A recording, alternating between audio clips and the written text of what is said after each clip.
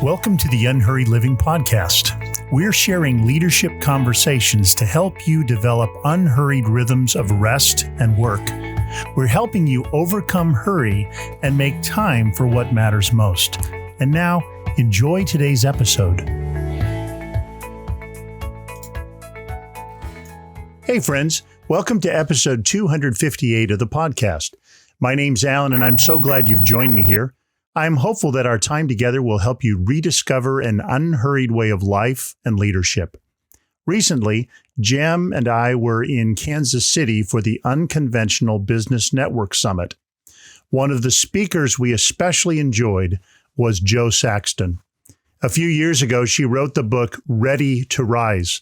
The subtitle of that book is Own Your Voice, Gather Your Community, Step into Your Influence. She writes especially to encourage women in their leadership callings. I found a lot in her book to be encouraged by as a man in leadership as well. Now, before I share our conversation with you, let me say a little bit more about Jo Saxton. She is an author, a speaker, podcast host, and leadership coach. She has dedicated her career to growing leadership teams around the world and empowering women to find their purpose in their personal lives and in leadership. Born in London to parents who immigrated from Nigeria, Jo credits her family's unrelenting work ethic to the bold, tenacious approach she takes to sharing her wisdom on identity, influence, and living an authentic life. She is characterized by her effervescent honesty and warm approachability, leaving audiences with practical next steps in areas that are usually a bit ambiguous. Now, if you're a new listener, welcome to the podcast. If you find these episodes helpful, would you please follow, rate, and review? And be sure to share this podcast with your friends. Now, let's dive into my conversation with Jo Saxton.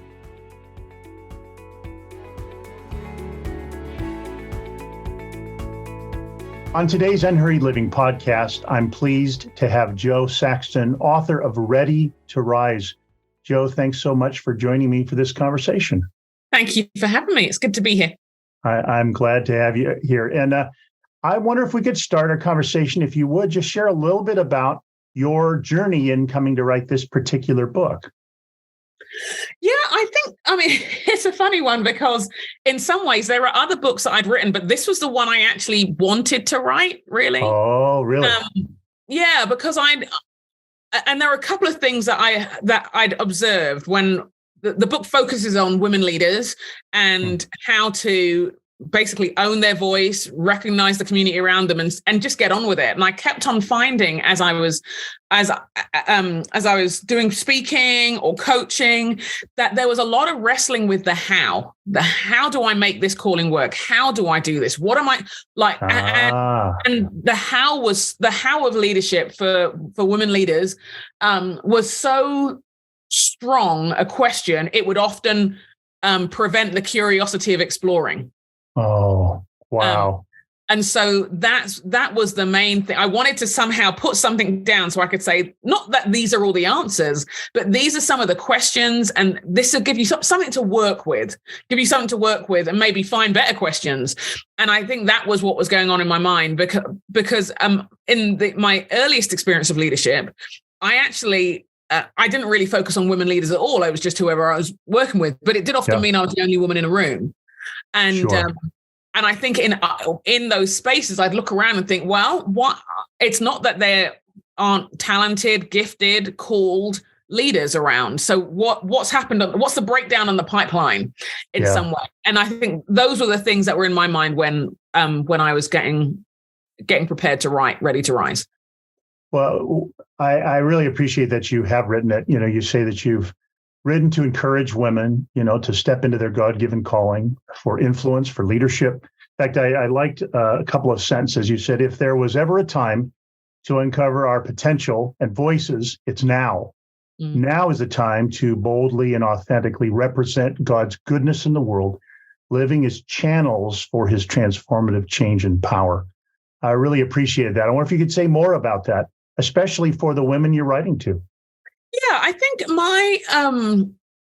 my other observation is often leaders not feeling ready. Like when I'm married, when I'm an empty nester, when I've had, then there's always a reason into the future. Yeah. As to, or when I've got this skill, or when I feel more confident, when I'm more cleaned up and sorted out.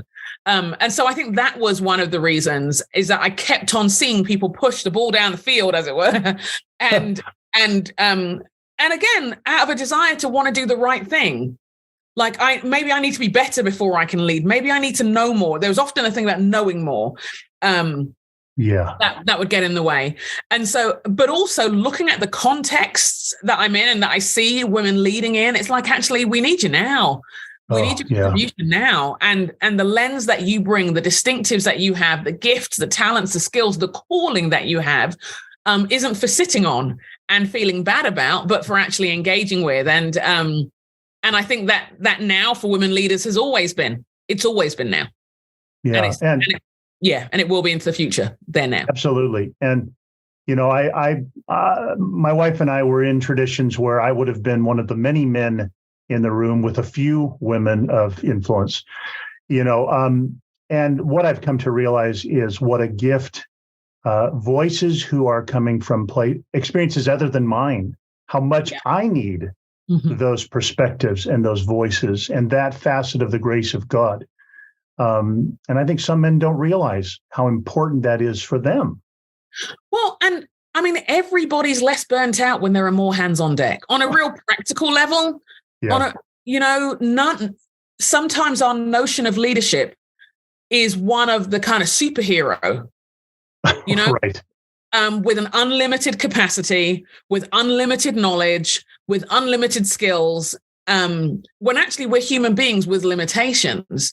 And there are people in the room who are smarter than us and who will know things, but that we elevate the cause that we're working towards together. And so there are some real practical reasons to have voices from different perspectives. I mean, it's pretty data driven now that the higher up in an organization, if you have a more diverse, like C-suite or board, that actually impacts the bottom line because there's better brainstorming. There's you have a far richer, more nuanced understanding of your audience, of your market, who you're trying to serve, because you've got all these different voices. Kind of checking what someone else isn't seeing and coming at it from a different lens. Better room for innovation, and I think sometimes it's that's what we're missing. That's what we're missing when we don't have all hands on deck. We're not as skilled. Yeah. We're not as robust. We are certainly more tired. And there are things that we can't help but miss, not because we are inadequate, but simply because we're human. Absolutely. Well, it makes me think, you have a chapter titled The Search for Community, and in there you talk about the assumption of the great man or the great woman, that's solitary, self-reliant, but therefore sort of monolithic and single perspective. And that's what I hear you saying, is that there's this synergy of perspectives and experiences and voices and gifts that we really do need. Yeah, because I think when we look at our leaders throughout history, we do see figureheads, but we can often forget that around that figurehead, there was always a movement. Yes. And there were always unsung heroes. And we often settle on our key figures, our key individuals. Maybe we find it easier to resonate in that way. But actually, there's a proverb, an African proverb: if you want to go fast, go alone. If you want to go far, go together. And it's that sense of, if you really want to go far, then why limit yourself to one person, one perspective, one time? Absolutely. We just don't get the job done in the way that any of us hope. No, that's exactly right. So kind of in that spirit, maybe from the other side, you talk about the cost of disempowerment. Yeah. So can you talk about what disempowerment looks like and what is the cost of that reality? Yeah, and I've heard, it's funny, I'd probably say this is another one of those things that kept me thinking about it, the need to write this book in terms of talented, gifted women who were leaders, who were debilitated by being pushed back, by being overlooked, by being taken advantage of financially, economically, let alone anything else. And thinking when we're disempowered, like, I mean, even today, one of the stats with Barna, in this era is that 22% of Christian working women will not be found in church on a Sunday. That's a significant amount of people. Sure is.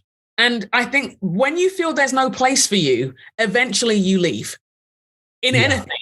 You go to a restaurant and there's no room. How long are you going to wait? When they say, well, it's going to be about 3 hours before you get a seat. It's like, well, I'm hungry now. So I'm going Yes. If there's a job opportunity and it doesn't go to you, you don't sit outside the office waiting for that job opportunity to come up again. You go somewhere else. And again, if we consistently, either deliberately or more often unintentionally, keeping people to the side, they inevitably don't see it. Oh, well, maybe there's just not a space for me here. Yeah. So I think there's a cost. There's a cost to those women who are simply trying to be faithful with what God's given them. Be it in the workplace, be it in the church, be it in nonprofits, be it in innovation and fresh ideas. There's a cost to those women. There's a cost to the environments they could have contributed to because we've missed out on their talents, on their skill set, on their strategy, on all of those things. I think there's a cost for the kingdom of God in terms of God didn't put those ideas and gifts there by accident. Right. He knew what he was doing. And it was for human flourishing. So I think that there's this ongoing, incredible cost. I think we're weaker for it when people are left in the waiting room. And again, when we can disempower in multiple ways. We can disempower by telling someone they don't belong here. Of course. But we can also disempower by ignoring that they are here. We can disempower by not having the kind of pipeline that means that a wide range of people can go through. Yeah. Without developing robust leadership pipelines. I think one of the things I thought of most recently about how we disempower is, and I encountered this a few months ago when I was in Silicon Valley working with a number of Christian women leaders. And we talked about the kinds of characters in the Bible they grew up hearing about. And there was Mary at Christmas time, maybe Anna at Christmas time, but very few others. And so they didn't see themselves. They didn't see Lydia from Acts 16, who was a businesswoman. They didn't see Shira from First Chronicles, who built 3 towns. They didn't see Huldah, who was and from Second Kings, who was a political advisor, who was an advisor, prophetic advisor to the king, that the king sent out 5 messengers to make sure they got her, kind of thing. Someone who was pursued for her contribution, who was because she was that desperately needed in that moment. They didn't see themselves in Deborah. And there's a phrase by Marion Wright Edelman saying it's hard to be what you can't see.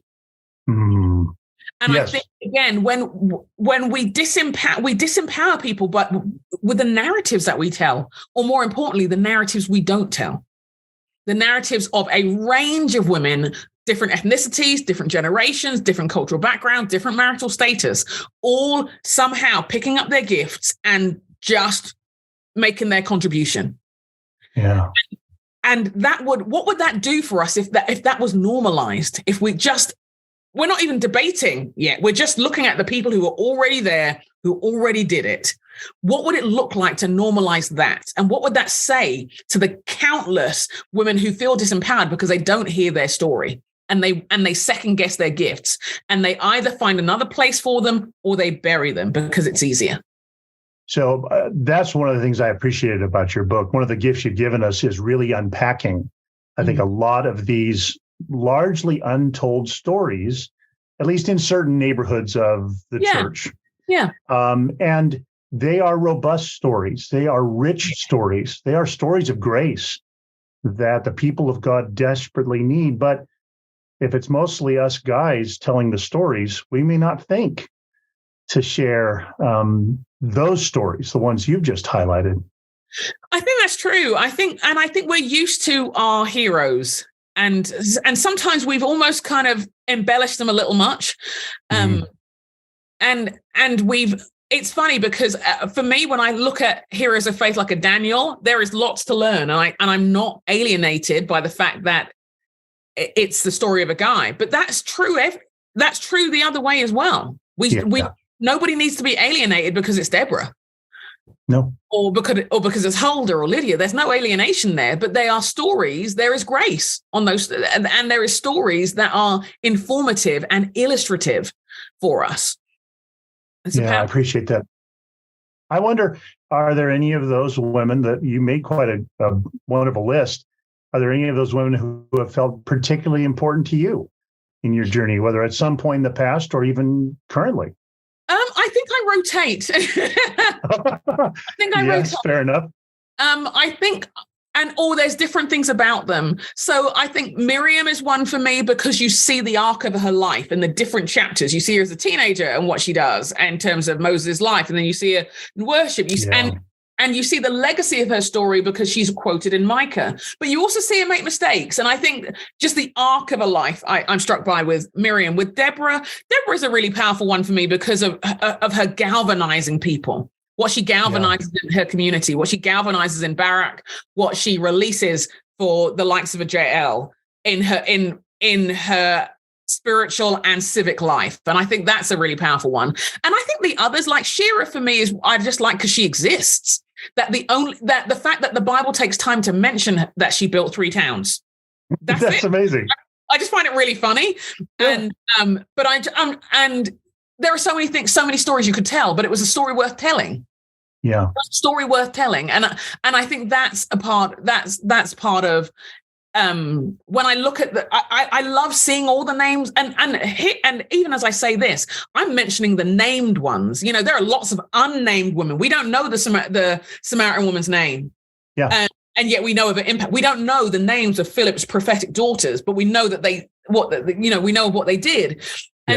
And so just knowing that they exist and lingering on their stories a while has just again and again reminded me, it's helped me personally as a leader to not feel so out of the box at times, but it's also helped me to look at leaders and not try to put them in a box, to look at women leaders in the different stages of their life and not put them in a box of where do you fit? Because it's like, well, how long is a piece of string? Do you know what I mean? On this kind of stuff, because God in his might and wonder has made these image bearers with a beautiful range. And always has.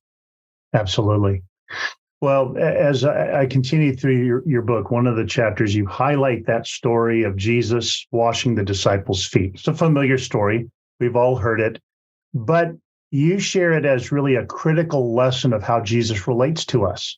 Yeah. And I think you talk about how often we're like Peter, feeling like we shouldn't have Jesus serving us. This seems inappropriate somehow. Can you unpack that story just in the spirit of what you're talking about here? Yeah, and I thank you for bringing that up because I felt that was a really important part of the story, and it related to a time when I shared it as a talk. And the part of the story is, as again, like you say, there's this moment in Jesus's final hours before arrest. So I'm always struck by the kind of what are the last most important things, and it's the Passover, and Jerusalem is swollen by this point with all these people, and yet God's walking around. And I just find all of those, like the drama of the story, quite powerful. Yeah. That, God is walking around and no one notices, and there they are to remember a great deliverance, and he's right there. He's right there. And then this moment where Jesus does this task that this guest of honor who has by this point healed people, delivered people, spoken in profound ways, raised the dead, you know what I mean, all this kind of thing. And he chooses to take this lowly position of wiping the very dirty feet of people. It was custom to do that, but again, at a time when the city is busier than usual, where there's more cattle, more people, more dust being kicked up. Oh, man. And him identifying with those who are, this task was seen as so filthy, like even Jewish male slaves could refuse to do it. So he's identifying with the lowest of the low, who in that time would have been women and children, is another, and foreigners and stuff. He's identifying there is humbling. And then just to see him take the time to wash the feet. And I guess for me, it's often been a picture of, as we walk through our life, our leadership life, we pick up stuff, nobody's leadership journey is straightforward.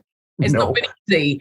I guess I remember when I was speaking that the first time I shared these things as a sermon, I was talking to, and it was a mixed group, but I was thinking about the women leaders in the room and how many scars they picked up along the way as they've sought to be faithful with their calling, how many times they've tripped up and stepped in the mess of a debate that they didn't ask for. How many times they've been scarred in their journey, how many people are not walking in their calling or running in their calling, but they're limping because of how their feet have been trodden on along the way, and how painful that has been, and how maybe, like when you've got an injury, you different parts of your body overcompensate to keep you going, and asking, what have we overcompensated with to be accepted in the room? Do we work extra? Do we silence ourselves? Do we make ourselves small? And just that Jesus's response to all of that was just to get down in the mess of it all and to cleanse it and to heal and to soothe, has just been such a powerful thing, because I've met many a woman who has tried, she's said things in the nicest way. She's stood up for things. She's spoken truth to power. And the thing about breaking glass ceilings is that the glass falls somewhere. Yeah. Ouch. And it cuts you.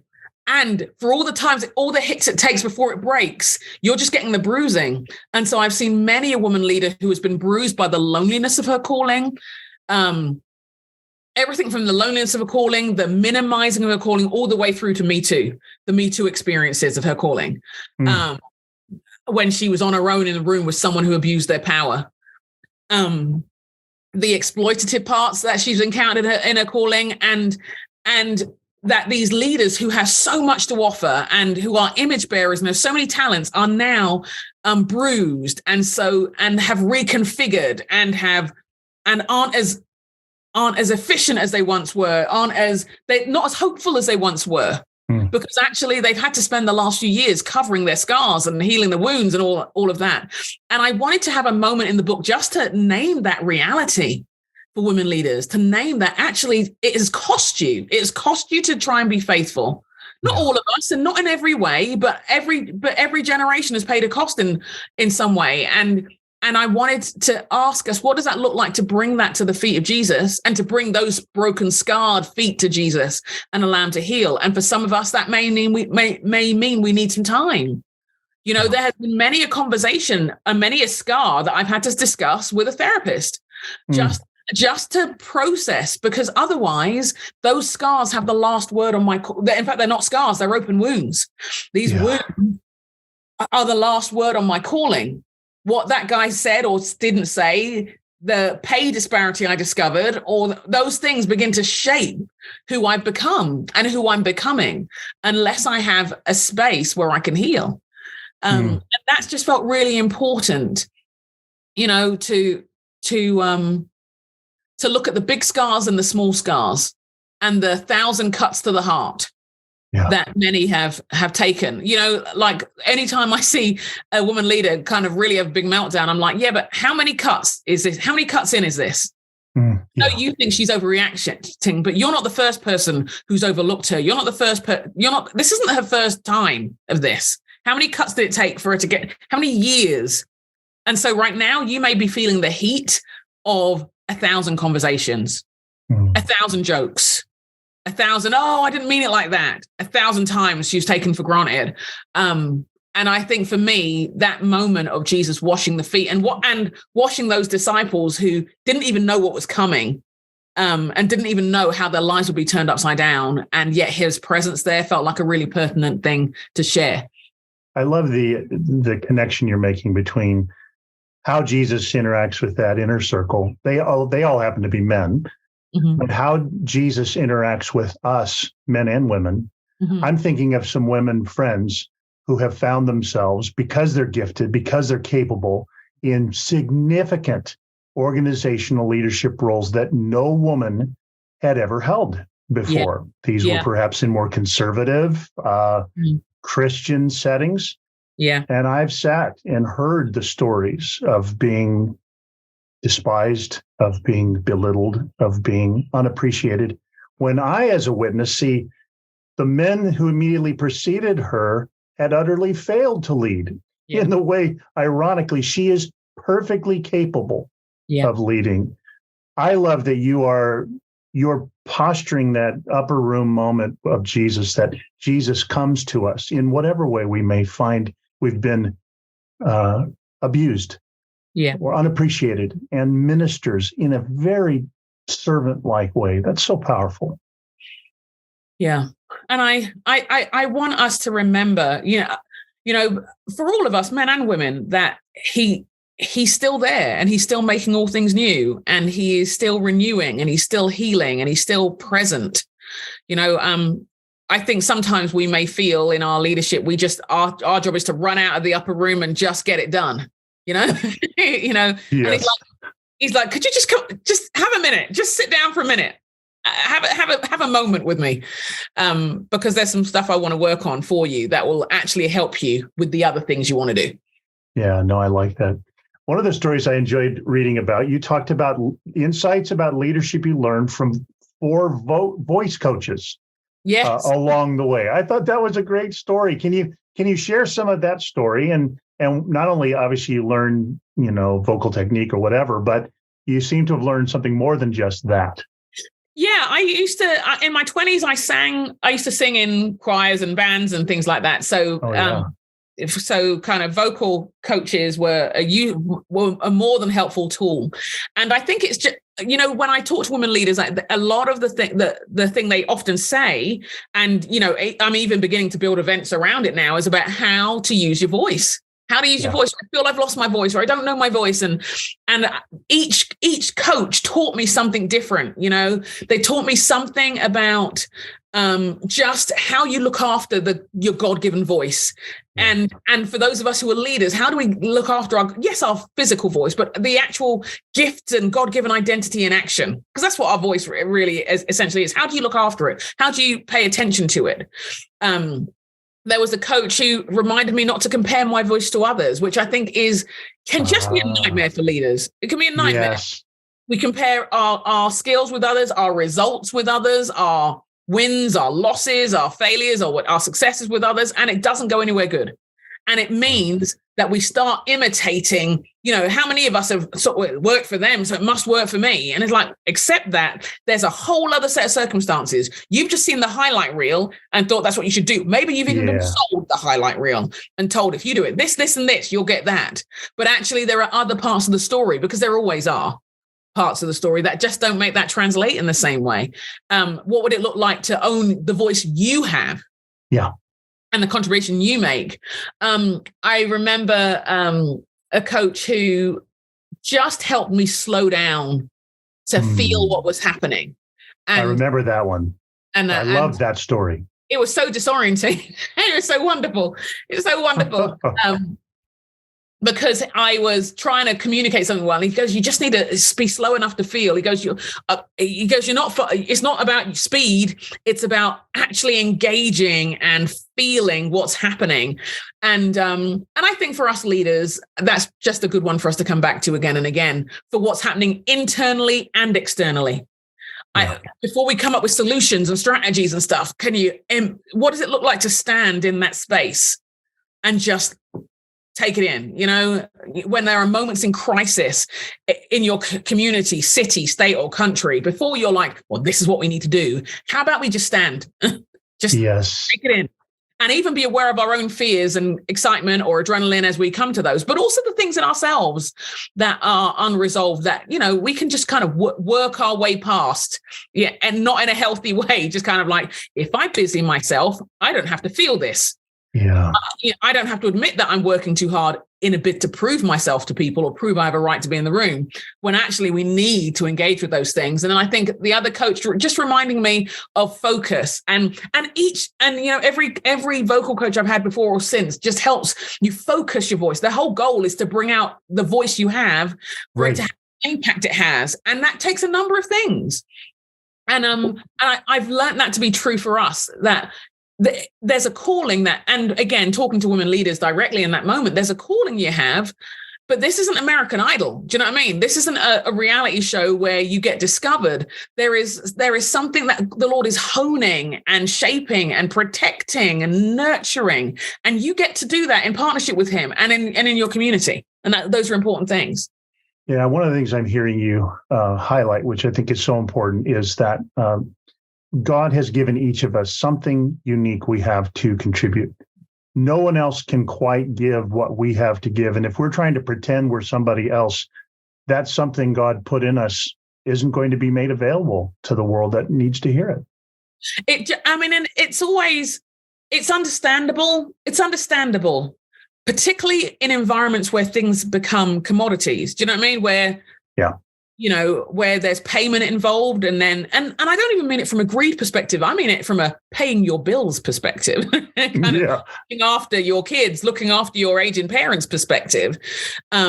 That it's easy then to think, I know I'm this, but if I do it like that, there are a few guarantees here. There's bits of security here, and clearly, if that's getting that kind of attention and credit, well, maybe that is the right way. That is success. And we can drift away from what we actually bring, but there's a moment that we have to reckon with, that what God has given us to say, to do, to be is valuable, whether this current moment in society recognizes it or not. Yeah. Well, I appreciate that so much. One last thing I wanted to highlight, you talk in a chapter about the importance of grit in leadership. I find that a little hard. I tend to be a little more, Timothy-like than Paul-like, But one of the surprising things I think you mentioned that helps us grow in grit is rest. I'm not sure if someone was making a list of how can I be grittier, as a leader. I'm not sure rest would have gotten on their list. And yet that's been an important thing for me and for us in this podcast. We talk about unhurried living. Well, rest is one of the gifts God gives that a lot of us aren't unwrapping. And we're poorer and weaker and sicker and less creative for it. All of that. All of those things. It's funny, when I was thinking of the title of your podcast, and one of the things I noticed when the pandemic hit and nothing we could do is how hurried I was internally.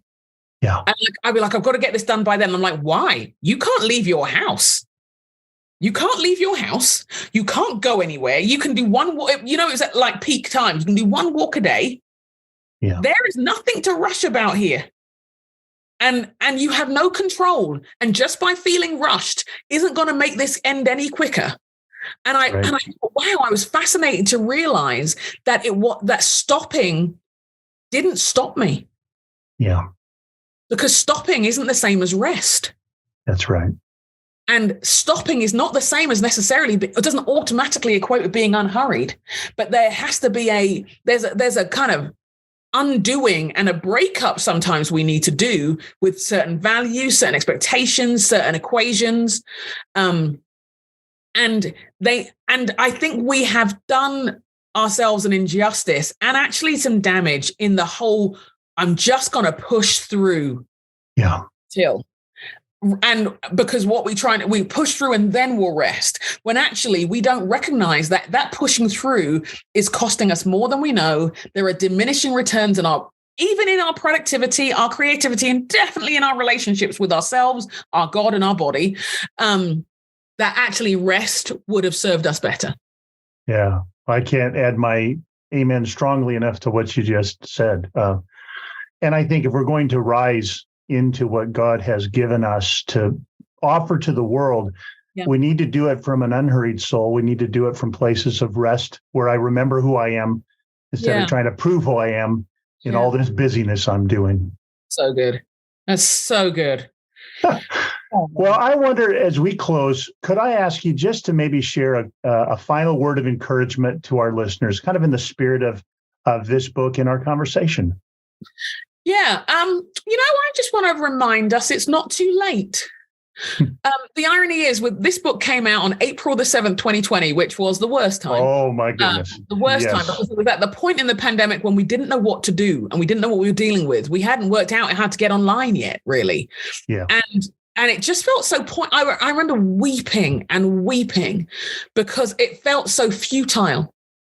It was like you give I mean, you know what it's like. You give all this period of time to something that you're about. And I wasn't the only one. Do you know what I mean? You know, I'm talking about books, but there are people with companies, projects, relationships, wedding days they've been planning, and 25th anniversary trips. You know, on one level, you know, there were some deep, deep losses, and it all feels lost. Yeah. But I am finding that sometimes the things that we bury are seeds too. Yes. You know, and it felt so ironic having a book called Ready to Rise when all you could do was sit down. You know what I mean? I just like, Lord, this just feels, I feel stupid and I feel sad and stupid. And yet we follow one who's one of his many names is Redeemer. That's right. And actually, that as we make our way in a different landscape and a different world, and this things still stand true. It's still time to rise. And so I just want to encourage people. I don't know what your years have been like, whether everything has reconfigured your career, the calling you thought you were going to have, the hopes you thought you were going to see fulfilled, the dreams that have, you know, some dreams aren't coming back. We know that now. Some new ones that are emerging, but some just aren't coming back. But I will say this, he hasn't left. And he still redeems our story, and it's not too late. And it may be a different dream, and it may be a different way. And we might feel like, oh, you know, it's too long, it's too late. You know, for those of us, for the women who might be like, I still don't know how to make it work, and I'm just more tired. He could take you. We don't need to think about the whole thing. The next step. For those of us who, men and women, who are just like, I'm too tired, and it's like. And that might be really good to identify. So then your next step is rest. And then this will come around again when you're rested. But I will say the God who called us then is still calling, even though it may look very different. And it's not too late. You're not too old. You're not too young. You're not too much, and you're not enough. He will be all of the things that you feel you lack. The key thing is to see again what it looks like to join him in what he's doing in the world. Yeah, that's so good. Well, again, my guest has been Jo Saxton, and we've been talking about her book, Ready to Rise. Jo, it's just been a great pleasure to talk with you today. Thank you. Thank you so much. I hope you enjoyed our conversation as much as I did. In the next episode, which is also our last before the podcast takes a summer break, I'll be talking with Alan Noble about his book, On Getting Out of Bed. My conversation with Os Guinness will open our fall season in September. I can't wait to share those episodes with you. And if you'd like to receive more help from Unhurried Living, I invite you to join our Unhurried daily email list. For 40 days, we'll send you a brief daily email that offers personal reflections from life and Scripture to help you take the next step in following Jesus's unhurried way. You can sign up on our website at unhurriedliving.com. We're honored to encourage thousands of leaders just like you. Thanks for listening. You've been listening to the Unhurried Living podcast. Join us next time to learn more about following the genius of Jesus's unhurried way of life and leadership.